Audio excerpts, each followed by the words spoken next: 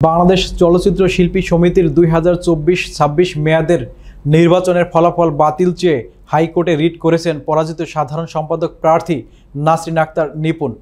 গতকাল মঙ্গলবার হাইকোর্টের সংশ্লিষ্ট শাখায় রিটটি করা হয়। আজ বুধবার রিটকারী আইনজীবী পলাশ চন্দ্র রায় আজকের পত্রিকাকে বিষয়টি নিশ্চিত করেছেন। তিনি বলেন, মঙ্গলবার রিটটি দায়ের করা হয়েছে।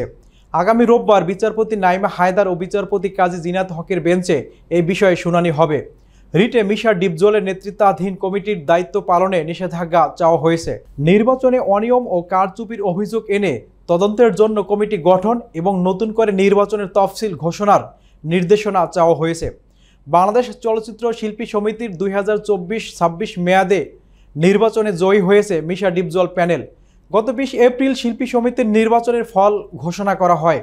এর আগে 2022-24 সালের নির্বাচনেও সাধারণ সম্পাদকের পদ নিয়ে মামলা চলে উচ্চ আদালতে। পরে আদালতের হস্তক্ষেপে দায়িত্ব পালন করেন নিপুণ।